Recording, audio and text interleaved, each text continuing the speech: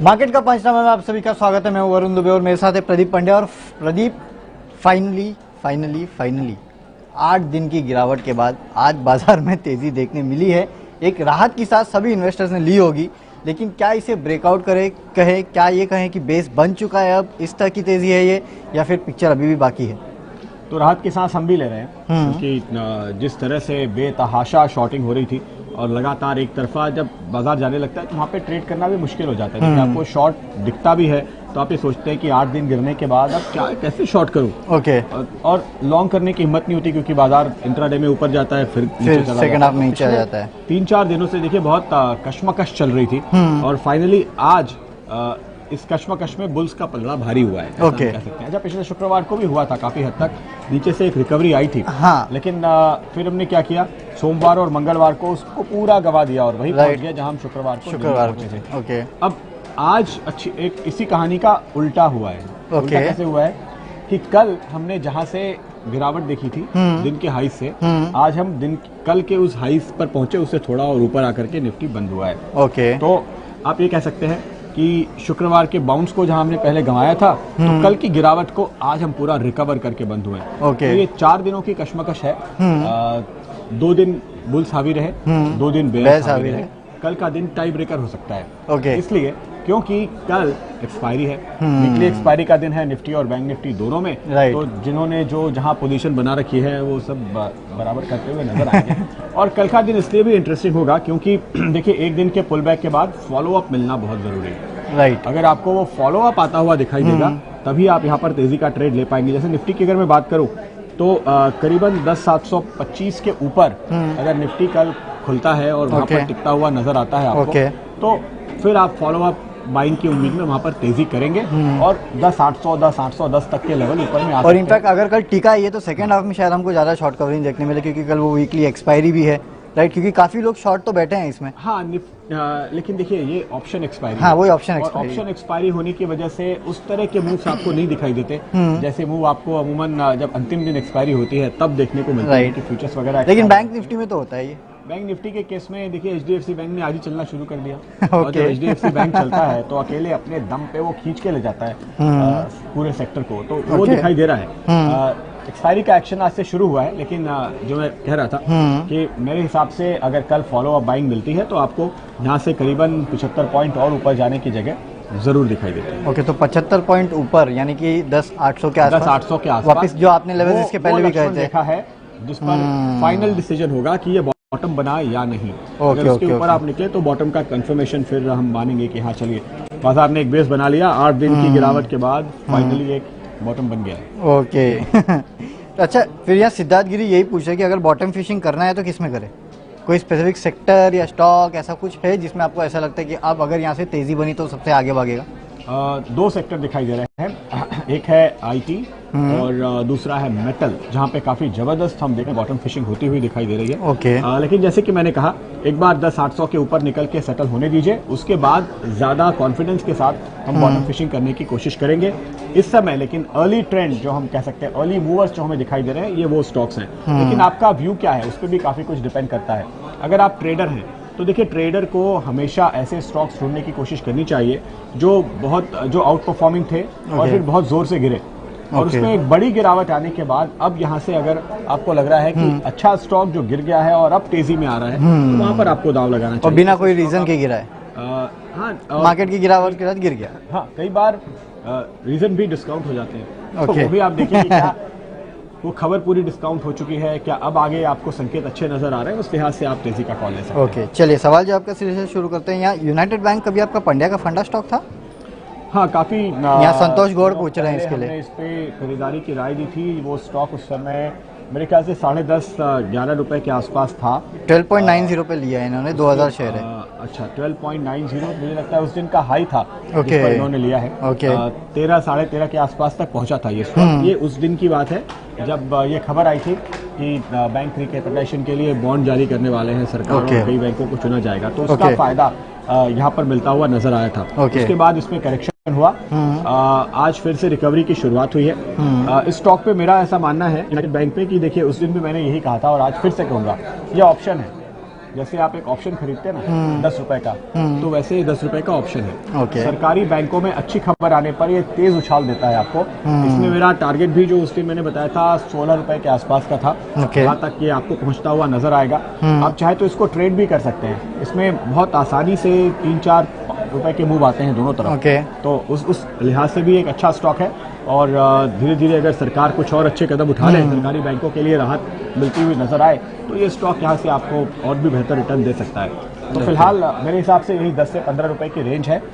इसको आप ट्रेड करने की कोशिश करते रह सकते हैं। और ऑप्शन समझ के लेना है तो मतलब आपका एलोकेशन कम होना चाहिए, क्योंकि अब 10 रुपए के आसपास है। सारी बुरी खबरें जो थी बैंकिंग सेक्टर को लगी हुई वो आ चुकी है। लेकिन ये स्टॉक मैं ऑप्शन कह के क्यों बताता हूँ आपको, ये बात मैं इंडियन बैंक में नहीं कहता, ये बात बैंक ऑफ इंडिया में नहीं कहता, इसमें इसलिए कहता हूँ क्योंकि इसमें एनपीए बहुत ज्यादा है। ओके। तो ये कंप्लीट टर्न अराउंड होने में वक्त लगाएगा। ओके। ये एक वक्त 170 रुपए का स्टॉक हुआ करता था जो आज 10 रुपए का मिल रहा है। तो उस पर्सपेक्टिव से हमने इसको चुना है इस लेवल पे लेने के लिए। तो मेरा ख्याल है कि आपको इसमें बने रहना चाहिए। 15-16 रुपए के जो टारगेट की हम बात कर रहे हैं वो भी आएंगे, और अगर आप ट्रेडिंग कर सकते हैं तो इस बीच आप और भी पैसे कमा लेंगे इसमें। ओके, चलिए ट्रेडिंग करके पैसे कमाए, ज़्यादा फायदा होगा। अभी हम हाँ राइट। अब मदरसन सुमी पे काफ़ी लोग पूछ रहे हैं, प्रमोद कदम भी पूछ रहे हैं मदरसन सुमी, अंगद कुमार झा पूछ रहे हैं मदरसन सुमी 172.50 पे लेके बैठे हैं, क्या करना चाहिए? अभी तक देखिए इसके लिए कोई भी अच्छी बात आती हुई मुझे दिखाई नहीं दे रही। Motherson Sumi global auto industry के ऊपर आपका एक प्ले है, और इस स्टॉक पे हमने जो पिटाई होते हुए देखी है उसकी वजह यही रही है। आप देख सकते हैं ग्लोबल ऑटो इंडस्ट्री का हाल टाटा मोटर्स से आपको साफ तौर पे दिखाई देता है। तो ऐसी स्थिति में मुझे नहीं लगता कि आपको कोई जल्दबाजी करनी चाहिए। पिछले क्वार्टर के रिजल्ट में हमने देखा कि इनकी सब्सिडरी से थोड़ा परफॉर्मेंस सुधरा है, लेकिन ओवरऑल कंसोलिडेटेड लेवल पर अभी भी यहाँ पर एनालिस्ट बुलिश नहीं हो पाए हैं। तो मेरी राय है कि अभी आप इंतजार कीजिए, जब ये फाइनल बॉटम बनाएगा तब लीजिए। और देखिए इस तरह के बाजार में आपको 1 दिन 2 दिन 4 दिन के बाउंस मिलेंगे, और उसमें बहुत सारे स्टॉक होंगे जो तेजी से भागेंगे।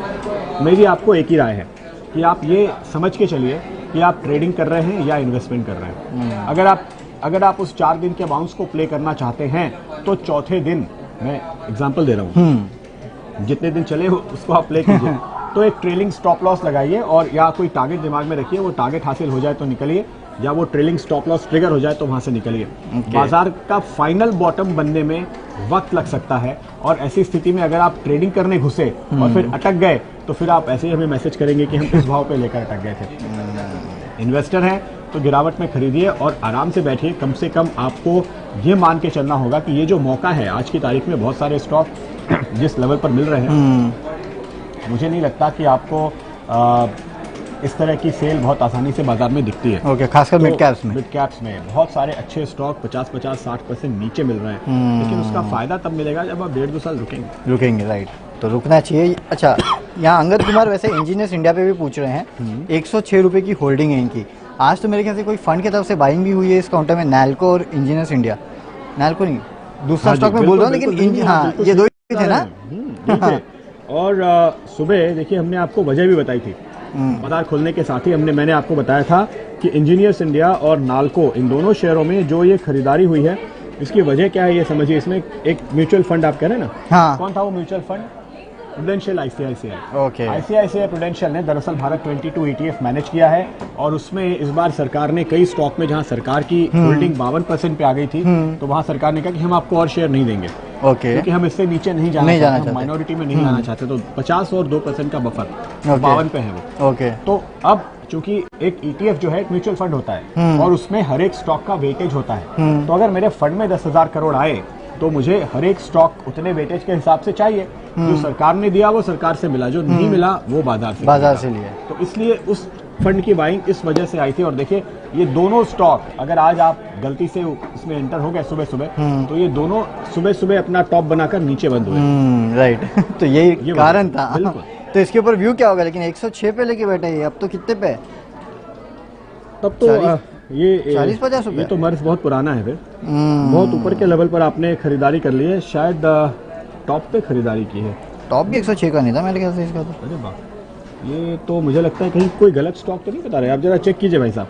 क्योंकि देखिए हमने तो पूरी कोशिश कर ली, ये भाव 106 रुपए का अंतिम बार 2011 में दिखा था, ओके, तो लगता है कि इतनी पुरानी होल्डिंग है। ठीक है, तो आप दोबारा से अपना लेवल चेक करके सवाल पूछिए। EIL पे फिलहाल अगर आप मुझे पूछेंगे तो मेरा व्यू ये है कि ये स्टॉक एक कमजोरी के दौर से गुजर रहा है और अभी भी आपको इससे दूर ही रहना चाहिए, और भी नुकसान हो सकता है।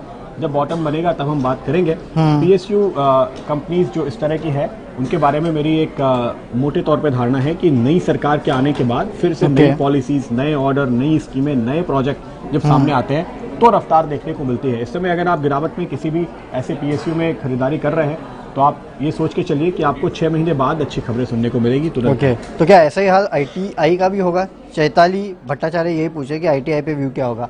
आज स्टॉक में अच्छी खासी तेजी देखने मिली। इनफैक्ट मेरे ख्याल से पीछे कुछ दिनों से अच्छी खासी तेजी दिखा रहा है स्टॉक। नहीं, ये स्टॉक देखिए, जब भी कोई अच्छी खबर आती है तो बाउंस करता है, फिर अटकता है, फिर बाउंस करता है, फिर अटकता है। आज वो इलेक्ट्रॉनिक वाली खबर आई कैबिनेट में, हमने खरीदारी की राय दी थी आखिरी सौदा में जब ये खबर आई तभी। कल और आज में 6-7% की कमाई हो चुकी है। ओके, कुछ लोग मुनाफा वसूली करके निकल गए ऐसा लग रहा है आज, क्योंकि ऊपर के लेवल पे ये थोड़ा सा अटका है। लेकिन इस स्टॉक पर मेरी राय ये है कि ये कमजोर स्टॉक नहीं है।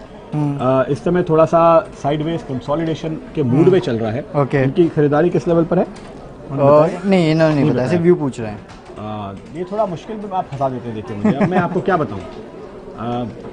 आपने लिया है, लेना चाहते हैं, निकलना चाहते हैं, मुझे पता नहीं। हम ट्रेडिंग के लिहाज से अगर ले ले तो वैसे भी ट्रेडिंग का स्टॉक है मेरे ख्याल से, कोई लॉन्ग टर्म तो इसको लेगा नहीं। तो 2 दिन बढ़ने के बाद अब इसमें आप ट्रेडिंग के लिहाज से नई एंट्री लें, ये राय तो मैं आपको नहीं दूंगा। मैं आपसे ये कहूंगा कि देखिए, अगर ये स्टॉक अब 98 के ऊपर निकलता है तो शायद आपको यहाँ पर एक और ऊपर का मूव देखने को मिले। तो कल के ट्रेड में देखिए पहले घंटे में 98 के ऊपर टिकता है कि नहीं। लेकिन अगर आपका निवेश का व्यू है तो मैं आपको ये बताऊं कि स्टॉक को इस सरकार ने काफी ऑर्डर दिया है। इस कंपनी को टर्न अराउंड हुई है इस सरकार के टाइम, टर्न अराउंड हो चुकी है और ये स्ट्रक्चरल टर्न अराउंड कहेंगे हम। बहुत मजबूत काम किया है इस पर मोदी सरकार ने, तो पूरा श्रेय देना चाहिए। और इस वजह से ये स्टॉक हमारी एक प्रेफर्ड बाई लिस्ट में है। फंडामेंटल नजरिए से अगर आप सरकारी कंपनियां खरीदना चाहते हैं तो किसी भी गिरावट में आपको जब भी मौका मिले खरीदिए, अगर आप निवेशक हैं, और लंबा नजरिया रखिए, इंतजार कीजिए। ओके, चलिए लंबे नजरिए के हिसाब से खरीदारी करके चले, अच्छा होगा। अब यहाँ निम्बाराम जाट गोदरा पूछ रहे हैं, प्रदीप जी, वरुण जी, MNM 50 शेयर लेके रखे 705 पे, बढ़ ही नहीं रहा। देखिए, अगर आप JP मॉर्गन को बिलीव करते हैं तो इन्होंने आज इस काउंटर को डाउनग्रेड किया है, टारगेट काट दिया है। काफ़ी सारे कंसर्न है इसको लेके, ट्रैक्टर सेल्स है, डिमांड कमजोर है, प्राइसिंग इशू है, और उन्होंने अपना जो प्राइस टारगेट है वो 900 से काट के 700 रुपये का कर दिया है। तो मुश्किल है 700 के ऊपर जाए, लेकिन प्रदीप अब 700 रुपये इनने तो डाउनग्रेड कर दिया, ये 705 पे लेके बैठे हैं। तो मैं तो उस दिन से बेरिश हूँ जब ये 700 के नीचे आया। ओके, तो अब आपकी मदद मैं क्या कर सकता हूँ कि स्टॉक पे अभी भी गिरावट चल रही है। देखिए, हो सकता है कोई बाउंस आए और उस बाउंस में आपको ये 700 तक वापस जाएगा क्या? 650-660 तक के लेवल तो दिख सकते हैं। ओके, उसके ऊपर निकलेगा ये कहना अभी मेरे लिए थोड़ा मुश्किल है। तो आप उस लेवल के आसपास देखिए, अगर वहाँ पे थकता है तो एक बार निकलने की सोचिए महिंद्रा एंड महिंद्रा, क्योंकि इस समय रुख तो देखिए पूरी तरह गिरावट का ही है। अब ये स्टॉक बुरा नहीं है, फंडामेंटली अच्छी कंपनी है, लेकिन इस भरोसे के साथ जिन लोगों ने लिया था 900,000 के पास, अब उनको काफ़ी नीचे दिखाई दे रहा है। तो ऐसी स्थिति में इस स्टॉक में और क्या लेवल दिखेंगे, कहाँ तक गिरावट आएगी, उस तरह की कॉल लेनी बड़ी मुश्किल हो जाती है मुझे। अच्छी कंपनी तो ज़रूर है, लेकिन बाजार का मूड सुधरना ज़रूरी है। बाजार से मेरा तात्पर्य है कि गाड़ियों का बाजार, जो ऑटो मार्केट है जिसको ये बेचते हैं सामान, वहाँ पर सबकी हालत खराब है। मारुति का भी हाल ऐसा ही है। अब ये साइकिल जब टर्न होना शुरू होगा तब हम भरोसे के साथ कहेंगे कि हाँ आप लीजिए M&M भी। अभी तो मैं ये नहीं कह सकता, तो किसी उछाल में निकलने की सोचे। ओके, चलिए उछाल निकलिए। अगला सवाल राहुल राठी जी का, काफ़ी समय से पूछ रहे हैं, बाटा इंडिया पे व्यू चाहते हैं, 2000 शेयर हैं, 1119 के लेवल पे, 1190 के लेवल पे लेके बैठे हैं। बधाई हो आपको। ये अच्छा प्रदीप, ये उन स्टॉक्स में से मुझे याद है हम जब बात करते थे, जुबिलेंट फूड, फिर पेज इंडस्ट्रीज, बाटा, ये हाई ग्रोथ स्टॉक्स जो है उनमें अच्छी खासी कमाई होगी, उनमें कमाई हो रही है। तो ये वो स्टॉक है जिसमें हो रही है, बाकी में तो फिर भी दिक्कत है। लेकिन जुबिलेंट में भी हुई, जुबिलेंट में तेजी आई है, उसमें भी तेजी तो आई है। थोड़ा फिर भी वो अटक रहा है, लेकिन बाटा तो वन वे चला है और ये जाहिर है कि जहाँ परफॉर्मेंस है वहाँ आपको रिवॉर्ड मिल रहा है। अब आपने 1190 पे लिया है और इस समय 70 रुपए के मुनाफे पर बैठे हैं, तो बड़ी अच्छी बात है। आपको ये पोजीशन होल्ड करनी चाहिए। अब मैं आपको ये कह सकता हूँ कि आपका एक स्टॉप लॉस का लेवल इस समय जो लॉजिकली बनता है वो 1195 के आसपास का आता है। क्योंकि ये स्टॉक बहुत तेज़ी से ऊपर आ गया। तो एक्चुअली ये आपके काम का स्टॉप लॉस नहीं है, क्योंकि वहाँ पे आपका सारा मुनाफा निकल जाएगा। ये पिछले 3-4 दिनों से थोड़ा अटक भी रहा है। अच्छा, मैं आपको बताऊं दरअसल क्या हुआ है। बहुत ज़ोर से बढ़ने की वजह से ये स्टॉक में थोड़ी सी थकान आ गई है। तो अगर मैं आपकी जगह होता तो मैं एक बार बेचता और फिर इंतज़ार करता नीचे आने पर दोबारा से इसमें 1200 1190 वो जो मैं स्टॉक लॉस लेवल बता रहा हूँ, कभी उस रेंज में आए तो मैं फिर से एंट्री लेने की कोशिश करता। तो अगर आप बहुत लंबा नहीं रुकने वाले हैं, अगर आप बिल्कुल ट्रेडिंग मेंटालिटी से इसमें आए हैं तो एक बार थोड़ा मुनाफा ले लीजिए, कोई दिक्कत नहीं है। फिर दोबारा नीचे आएगा फिर एंट्री ले लीजिएगा, क्योंकि लंबी चाल तो इसकी है, अभी भी इसमें कोई थकावट नहीं है। लेकिन उन लेवल्स पे वापस मिल सकता है, चांसेस है, मुमकिन है। वो रिस्क हो गया। देखिए आपके पास जितनी कमाई है, अगर उतना ही गिरावट का अंदेशा है, अगर आप ट्रेडर हैं तो फिर आप निराश होंगे कि आपने लिया नहीं। इन्वेस्टर हैं या 3 से 6 महीने का नजरिया लेकर आए हैं तो कोई दिक्कत नहीं है, बने रहिए। लेकिन अगर आप हफ्ते 2 हफ्ते के व्यू से आए हैं, हफ्ते 2 हफ्ते के व्यू से आने वाले ट्रेडर को मेरी सलाह होगी कि एक बार मुनाफा वसूल करें और नीचे फिर से एंट्री लें। चलिए, अच्छी बात है। अब यहाँ प्रदीप काफ़ी लोग बोलते हैं कि अगर हाउसिंग फाइनेंस में लेना है तो कोई ऐसी कंपनी लिए जाए जिनके पास पेरेंटेज अच्छा है, और ऐसी एक कंपनी है ग्रुप फाइनेंस। यहाँ अनिधु शर्मा ग्रुप फाइनेंस 400 शेयर 260 के लेवल पे लेके बैठे हैं। तो क्या इन लेवल्स पे भी अब रखे रहे हैं, क्या करना चाहिए? क्योंकि कैसे हाल फिलहाल की बाइंग होगी इनकी। हाँ, इस 240 के आसपास ही है। तो बंधन बैंक के साथ मर्जर की घोषणा होती है, जिस तरह से धम से गिरा था उसके बाद अब संभल रहा है। अब देखिए, अब तो मर्जर सामने है, इसलिए कोई मुझे नहीं लगता कि फर्क पड़ता है। लेकिन बंधन बैंक का शेयर अदरवाइज मुझे ज़्यादा पसंद आता है ग्रुप फाइनेंस के मुकाबले। अब ये मर्जर पूरा हो जाएगा तो आपको बंधन बैंक के शेयर मिल जाएंगे। तो अगर आपने ग्रुप फाइनेंस भी लिया है तो आपको बंधन मिलेगा, और उस पर मेरा व्यू बहुत ही पॉजिटिव है। कोई नजरिया इन्होंने बोला ट्रेडिंग इन्वेस्टिंग का कुछ नहीं, ऐसा कुछ नहीं। क्योंकि बंधन बैंक और IDFC फर्स्ट बैंक के 2 ही नए बैंकिंग लाइसेंस मिले हैं। तो इस बैंकिंग लाइसेंस की बहुत वैल्यू होती है, और इस वजह से इन स्टॉक्स को एक वैल्यूएशन मिल रहा है जो मुझे लगता है कि जारी रहेगा। तो वैल्यूएशन अभी जारी रहना चाहिए। नहीं, यहाँ से और भी तेजी बनेगी। 260 के लेवल पे, लेकिन क्यों नुकसान में है ये? कोई दिक्कत नहीं, आपको बंधन बैंक का शेयर मिल जाएगा सामने। और इस स्टॉक पे फिलहाल बंधन बैंक पे, क्योंकि अब मर्ज होने वाला है तो मैं ग्रुप फाइनेंस पे तो कॉल ही नहीं ले रहा हूँ, मुझे दिखता ही नहीं है वो स्टॉक। मैं तो बंधन ही देखता हूँ।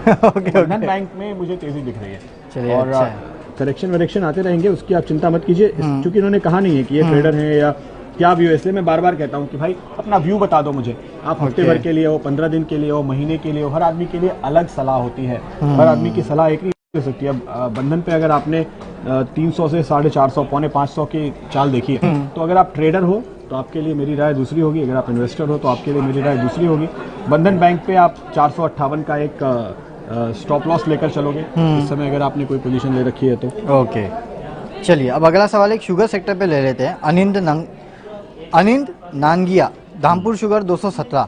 प्रदीप, ये जो इलेक्शन है, इसके पहले शुगर स्टॉक्स को कैसे ट्रेड करना चाहिए? क्या इनमें मतलब वही न्यूज़ के चलते हुए ट्रेडिंग करते रहें, कभी कोई खबर आ जाए तो खरीद ले फिर से बेच दे, क्योंकि स्टोरी तो इनमें कोई है नहीं, कोई लॉन्ग टर्म स्टोरी अगर कोई ढूंढने जाए इनमें तो शुगर स्टॉक्स में नहीं। लॉन्ग टर्म में जो इनका एथेनॉल वाला जो साइकिल है शुगर प्राइस का, वो टर्न हुआ है।